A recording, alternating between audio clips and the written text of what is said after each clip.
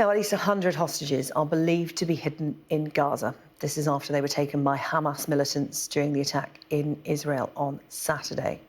Soldiers, women and children were all captured, and my next guest has elderly parents who she fears are among the hostages that were taken. Sharone Lifschitz joins me now in the studio. She has asked for her parents not to be identified, and Sharone, that's completely understandable, such is the sensitivity of what is unfolding, because, of course, this is still ongoing. Talk to me about the moment you knew your parents had disappeared, presumed taken hostage. So we lost contact with my parents around 8:30 in the morning. The last contact was with my father, was with my uncle, who said that who spoke to my father, who said that my mom is asleep. She's drowsy often in the morning from a medication she takes. My father was in the shelter room that is safe for missiles, and he said he could hear the terrorists outside. That's shortly after that, we lost contact. It took about 12 hours before it was confirmed that they are missing, meaning they were not in the beds in their home. Sharone, you have heard anecdotally from members of the community where your parents lived about what went on Saturday.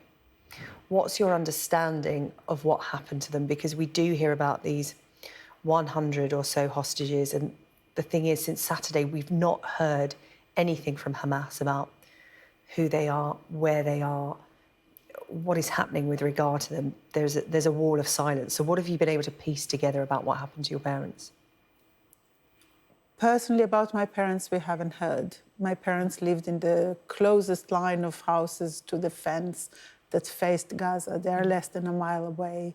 I think they were among the first to be taken. We know from people that've been there that the place itself was looted and burned. We know for a fact that many people were shot and killed, and horrific crimes against humanity were committed in this place. This is an atrocity as bad as any of ISIS, as bad as Boko Haram, and worse. This we know for a fact, but we don't know what happened to our hostages. Sharone, how are you dealing with that? It's the not knowing. Where does your mind go with that? To the darkest possible places, I would imagine. We've been speaking to so many people here on Sky News in your situation. How are you coping? You're so calm and articulate, and I really feel for you and all the people we speak to. How are you coping? I haven't. I feel like I'm wounded, but I have yet to feel it. I fall apart, but to get, my I is gone, but the we is strong, and we are rising together, and we are holding each other, and there's so much work to do, just looking after the people that have just went through the most horrific events, and they are now in a hotel in Eilat, looking after every aspect of it, from recognizing the dead to understanding what happened there, to looking after the cows and the fields.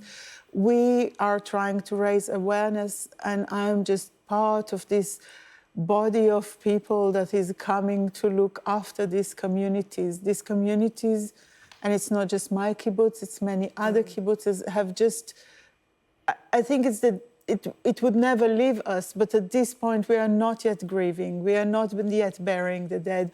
This is still happening. Exactly. We are here. Sharone, this is only going one way, and it seems that the situation is going to get worse for all the innocent families, whether they're Israeli or Palestinian. This is going to get worse for so many families, so many innocent families who have nothing to do with the politics, who are going about their lives, whether they live in Gaza or in a kibbutz in Israel. And this is the cost of it. This is the human face of what we're watching unfold. What would your message be about what we're witnessing here with horror, 2,000 miles away, to, people being killed in Gaza, people being killed in Israel. There are no winners in this, seemingly.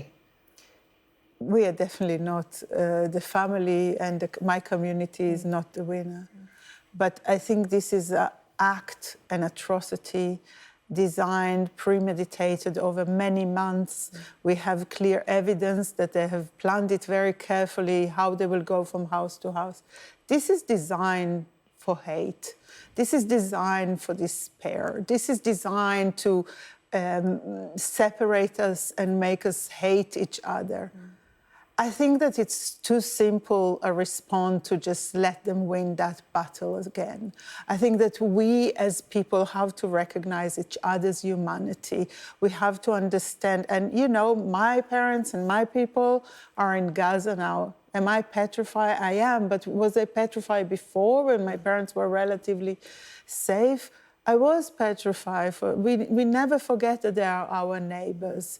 We have to remember this humanity. We have to remember it towards the people in London that are feeling petrified now. But we have to remember it for the people of Gaza, for the people of that community. Sharone, thank you. And it is the innocent people affected that speak with such sense and reason and humanity about something that is horrific. Thank you so much for talking to us, Sharone, and we wish you and your family the best. Please keep in touch with us. Thank you. We really appreciate your time.